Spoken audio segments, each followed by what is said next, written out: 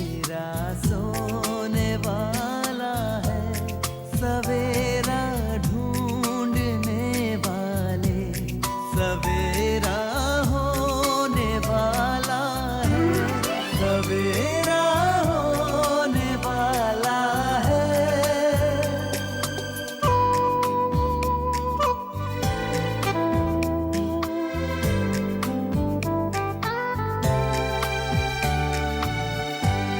खुशी छलकाएंगी किरणें, खुशी बरसाएंगी किरणें, तेरे गम की सियाही को उजाला धोने वाला है, सवेरा होने वाला है, सवेरा।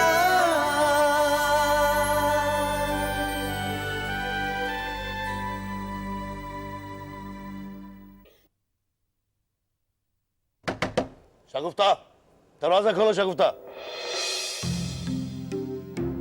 मैं कहता हूं दरवाजा खोलो शगुफ्ता।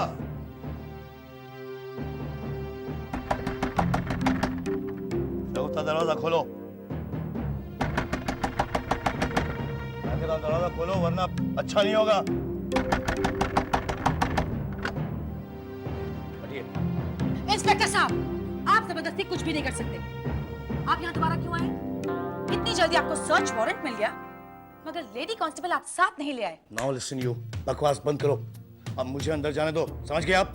असलियत हमें मालूम हो चुकी है। अच्छा, क्या है असलियत? असलियत यह है कि आपकी अम्मी जिंदा है, सही सलामत है और इस वक्त आपके कमरे के अंदर मौजूद है। लगता है इंस्पेक्टर साहब आप होश में नहीं है, इसलिए बहकी बहकी बातें कर रहे हैं। होश तो मैं आपके और आपकी उस जालसाज अम्मी को उड़ाने आया हूँ।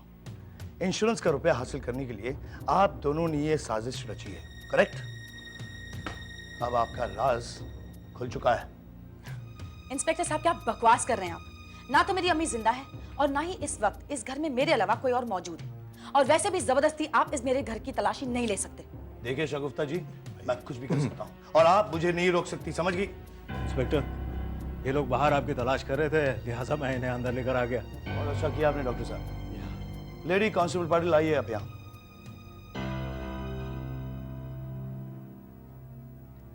इस मोहतरमा को पकड़कर एक तरफ कीजिए आप। नहीं, शट अप! मुझे आपके घर की तलाशी लेनी, समझ गए आप? पहले आप मुझे सर्च वारंट दिखाइए, फिर आपको जो करना है आप कर सकते हैं। Search warrant my foot. Inspector Ganekar, you can't do this, stop it, छोड़ दो मुझे। इंस्पेक्टर गानेकर, छोड़ो मुझे।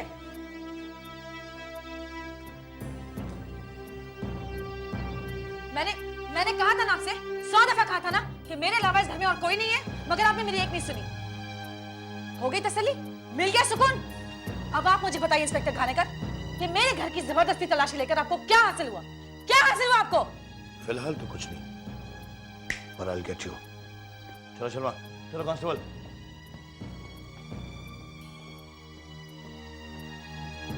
चलो, थैंक यू डॉक्टर। न जाने इन कमबख्त रिपोर्टरों को मेरी ठीक होने की खबर कहां से लग गई। दिमाग खराब करके रख दिया इन कमबख्तों ने। दिमाग तो आपने मेरा खराब किया है। बीमारी से उठते इतनी कमजोरी में कहाँ चले गए थे आप? कितने घंटों से आप बाहर हैं, मुझे बताकर नहीं जा सकते थे? कहाँ चले गए थे आप सुबह से? रुखसाना, मैं किसी जरूरी काम से शहर से बाहर गया था। खुदा के लिए आप तो झूठ मत बोलिए। अब छुपा क्या है मुझसे जो आप छुपा रहे हैं? रुखसाना, मैं सच कह रहा हूँ, मैं सच कह रहा हूँ। अब आपसे सच्ची उम्मीद मैं नहीं कर सकती। इतना बड़ा धोखा, इतना बड़ा फरेब।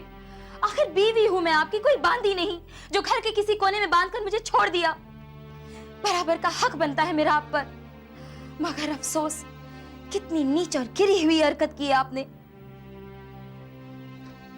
रुखसाना प्लीज मत छुओ मुझे, आपके वजूद से नफरत होने लगी है मुझे। आपको क्या मालूम है किस ज़हनी तनाव से गुजर रही हूँ। रुखसाना चुप भी हो जाओ प्लीज। देखो देखो रुखसाना, जो कुछ भी हुआ है वो बरसों पुरानी मेरी भूल थी। प्लीज अब तो मुझे माफ कर दो। शाहीन, तुझे असद के खानदान के बारे में तो सब कुछ पता है ना? खामोश क्यों है? जवाब दे। आपा, उनकी अम्मी है और एक छोटा भाई है, वो लोग दिल्ली में रहते हैं और और क्या? और असद एक तलाकशुदा शख्स है, उनका एक बच्चा भी है। क्या? एक तलाकशुदा और बच्चे का बाप? ये सब जानते हुए भी तू उससे मोहब्बत करती है? लेकिन आपा, मुझे पहले से कुछ नहीं पता था। मतलब? मैंने अपनी दिली कैफियत एक खत के जरिए उन्हें बताई थी। असद ने आज अपनी गुजरी हुई जिंदगी के बारे में मुझे सब कुछ बता दिया। उन्होंने मुझसे कुछ भी नहीं छुपाया, यहाँ तक कि उनका ये कहना है हम दोनों में कभी कोई रिश्ता नहीं हो सकता, हमारा कोई मेल नहीं है। तो ये बात है जिसकी वजह से तू सुबह से परेशान है? हाँ।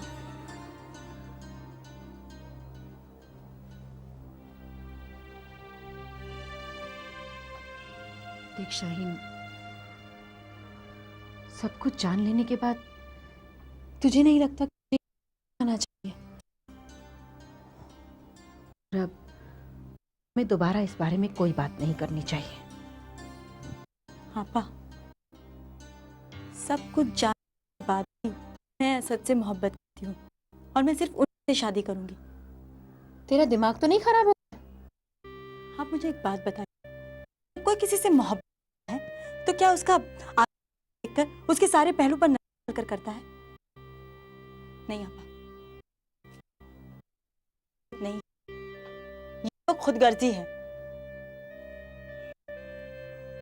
मैं असद से उनका आज देख मोहब्बत की है, तो इसका मतलब ये तो नहीं कि उनका माजी जानने के बाद मुझे उनसे ये बिल्कुल मुमकिन नहीं है आपा। शाहीन, सब कुछ देने के बाद तेरी ये जिद सिवाय पागलपन के और कुछ नहीं है। ये नामुमकिन है। तुम ऐसा हरगिज नहीं कर सकती। शाहीन, तुम्हारे और असद के इस रिश्ते को कोई मंजूर नहीं करेगा। मुझे किसी की भी कोई परवाह नहीं है। अब्बू की भी नहीं।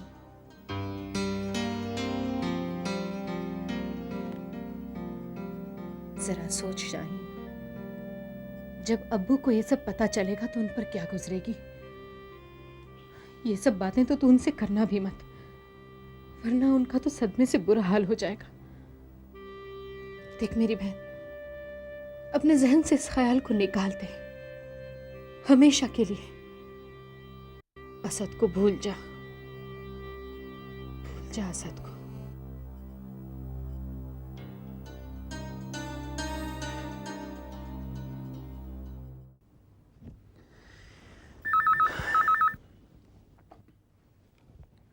हेलो असद बेटे, अम्मी, आप? अस्सलाम वालेकुम अम्मी। वालेकुम अस्सलाम। कैसे हो बेटा? बस अम्मी, आपकी दुआओं के तौफील से अच्छा हूँ। आप कैसी हैं? फरहान कैसा है? मैं अच्छी हूँ और फरहान भी ठीक है। बेटा तो थोड़ा सा वक्त निकाल कर 2-4 दिनों के लिए यहाँ क्यों नहीं आ जाता? अम्मी अभी तो नहीं आ पाऊंगा। तेरे लिए मैंने एक लड़की देख रखी है। अम्मी, कितनी मर्तबा ये बात दोहराऊं मैं? मुझे दूसरी शादी में दिलचस्पी नहीं है। एक शादी करके भुगत चुका हूं अम्मी। देख बेटा, मैं तेरी बात समझ सकती हूँ, मगर तुझे फरहान का ख्याल है कि नहीं? तू तो अपनी जिंदगी जैसे तैसे जी ही लेगा, मगर फरहान का क्या होगा? उसकी तो अभी उम्र ही क्या है। और बेटा, मेरी जिंदगी का भी कोई भरोसा नहीं। आज हूँ तो कल नहीं। मेरे बाद फरहान का क्या होगा? देख, उसे संभालने के लिए किसी ना किसी की जरूरत तो पड़ेगी ना। अम्मी, अब आपको मैं कैसे समझाऊं? अच्छा, एक काम कर, तू मेरी पसंद से शादी मत कर, तू तेरी ही पसंद की कोई लड़की ढूंढ ले मुंबई में। अम्मी, ऐसा हरगिज नहीं कर सकता हूं। फरहान की देखभाल मैं बखूबी कर सकता हूं, माँ और बाप दोनों बनकर। अम्मी प्लीज आप खामेखा परेशान मत होइए। अच्छा मैं फोन रखता हूँ, खुदा हाफिज।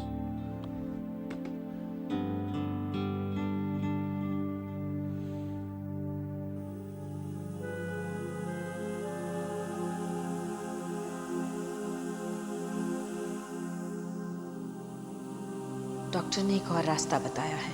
वो क्या? सरोगेट मदर का, जिसके तहत मैं बच्चा कंसीव तो कर लूंगी, मगर कुछ महीनों बाद उस बच्चे को किसी और औरत की कुख में ट्रांसप्लांट कर दिया जाएगा।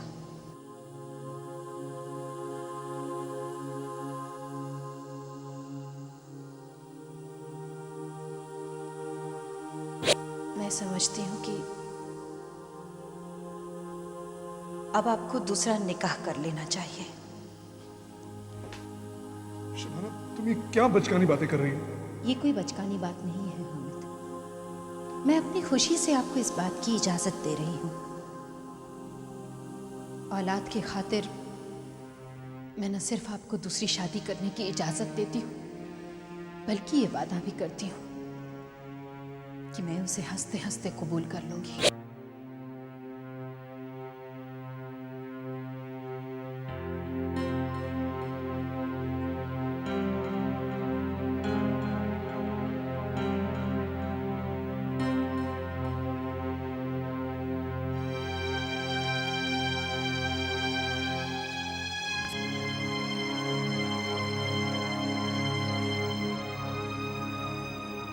क्या बात है, आज तुम दोनों बड़ी खामोश बैठी हो। शबाना, कल रात तुम्हारी शाहीन से कोई बात हुई है? शाहीन, क्या तुम अपने फैसले पर अब तक कायम हो या कुछ और सोचा उसके बारे में? नहीं अब्बू, मैंने कुछ और नहीं सोचा। शाहीन, तुम आज दफ्तर जा रही हो? नहीं, मेरा मन नहीं कर रहा। शाहीन, मैं देख रहा हूं तुम कल से बड़ी खामोश हो। न किसी से बात करती हो, न हंसती हो। आखिर बात क्या है? कहीं ऐसा तो नहीं कि तुम दोनों मुझसे कुछ छुपा रही हो? अरे अब्बू, आप खामोखा फिक्रमंद हो रहे हैं।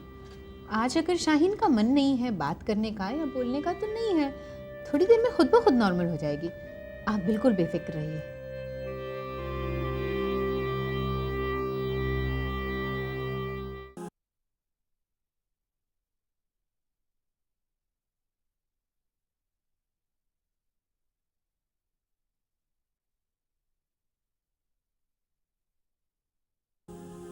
कहाँ भटकेंगी इस बुढ़ापे में। वो एक दफा फिर से तन्हा हो गई हैं और मैं भी बिल्कुल अकेली हो गई हूँ।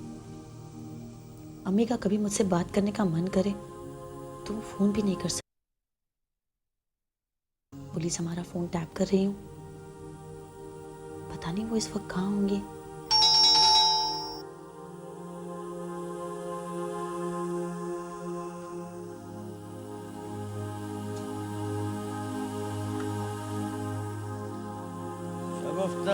मुबारक हो, ये देखो आज की ताज़ा खबर। आज से तुम अफजल खान की बेटी हो गई हो। बस बहुत जल्द देखना तुम, इस घर के बाहर प्रोड्यूसर्स की लाइन लगने वाली, एक से एक फिल्मों के ऑफर्स आएंगे। शगुफ्ता, वो जो प्यारो है ना, उसके पैसे देने थे। कितने? 10,000 बस। मिल जाएंगे। अरे शगुफ्ता, क्या बात है भाई, बड़ी मायूस नजर आ रही है तू। इतनी अच्छी खबर सुन के भी तुम खुश नहीं हुई हैं? नहीं, ऐसी कोई बात नहीं है। मेरी तबीयत कुछ ना। अब कुछ नहीं होगा तुम्हारी तबीयत को। बहुत जल्द इस इंडस्ट्री की मल्लिका बनने वाली हो तुम। महबूब, आइंदा तुम जब भी फ़ोन करो तो एक बात का ख़ास तौर से ख्याल रखना, कोई भी राज की बात फ़ोन पर मत करना। पुलिस शायद मेरे फोन टैप कर रही हो। पुलिस? अरे पुलिस तुम्हारे फोन क्यों टेप करेगी भाई? वो इंस्पेक्टर घानेकर को शायद ये शक हो गया है कि मैंने खान की बेटी हूँ। घानेकर कल तुम्हारे घर के बाहर मुझे मिला था, लेकिन वो तो कुछ और ही पूछ रहा था।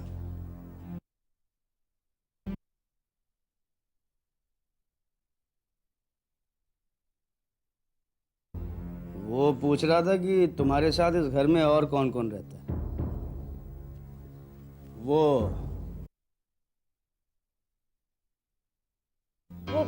खाला खाला तो आज सुबह ही लखनऊ चली गई। मैं सुबह उन्हें स्टेशन पर छोड़ने गई थी। अभी थोड़ी देर पहले ही लौटी हूँ और बहुत थकी हुई हूँ और घर भी बहुत सूना सूना सा लग रहा है। खबर पढ़ी आपने? अफजल अंकल कोमा से बाहर आ गए और उन्होंने कबूल कर लिया है कि शगुफ्ता ही उनकी नाजायज।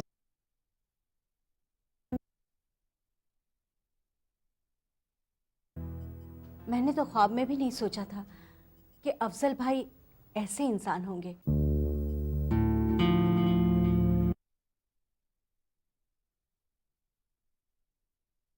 कैसे है वो? अरे मैं तो बताना ही भूल गया। जैसे कर रहा है। कैसा काम बेटे? भाई जस्सी ने मेरी मुलाकात अपने बचपन के दोस्त अमन से करवा दी और अमन हमारी इंडस्ट्री में हीरो बनने आया है। तो हमारे बीच ये तय हुआ है कि मैं अपनी फिल्म में अमन को एज अ हीरो इंट्रोड्यूस करूंगा और वो मेरी फिल्म को फाइनेंस करेंगे। बस प्रोजेक्ट पे काम शुरू ही हो जाएगा आजकल में। ये तो बड़ी अच्छी बात है बेटे।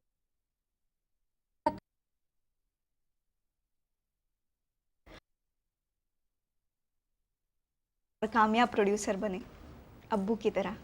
आमीन।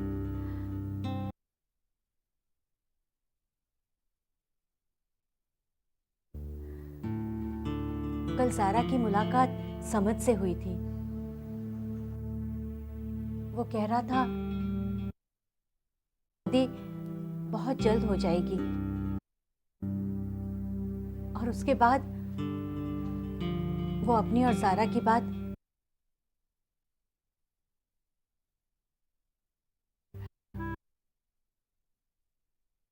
दखल अंदाजी नहीं करना चाहता। देखो कौन है।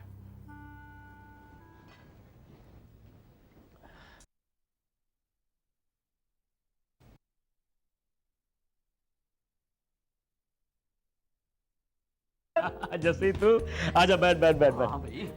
भाई बिना बताए कैसे आ गया? ओ यार इसी को तो सरप्राइज देना कहते हैं मेरी जान। ओए होए होए क्या खुशबू आ रही है।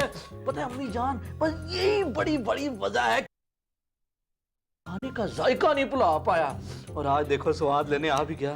क्या टाइम आ रही है जस्सी। बेटा अभी अभी तुम्हारी बात कर रहे थे हम। हाँ जस्सी भैया अम्मी ठीक कह रही है। आप वो सब छोड़िए, पहले आप नाश्ता कर लीजिए। हाँ भैया भाई, क्योंकि अम्मी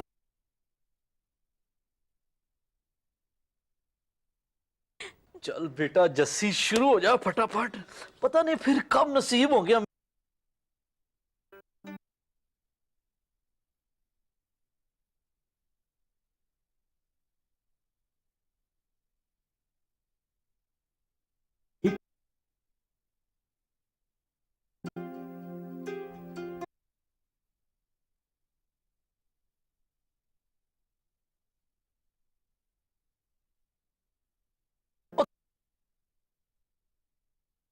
से जानता हूं यार,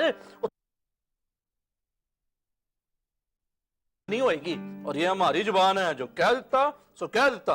ओए जरा तू छड़ यार, तू ये सारा दही का कटोरा ना मेरे अंदर पलट दे, खाऊंगा। हाँ हाँ। फिरोज, मुझे बेहद अफसोस है कि तुम्हारी अम्मी अब इस दुनिया में नहीं रही।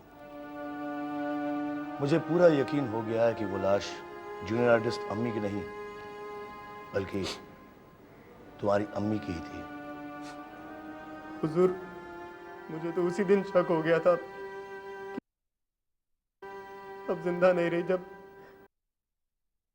के दाहिने हाथ की छठी उंगली के बारे में पूछा था।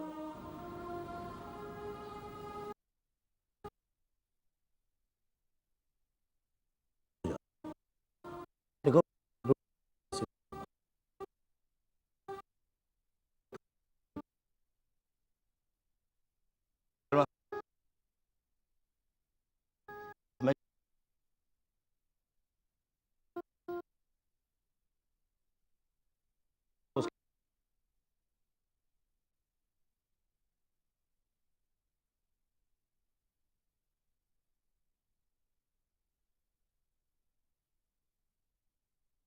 और चांद लग गए। देखिए तो सही,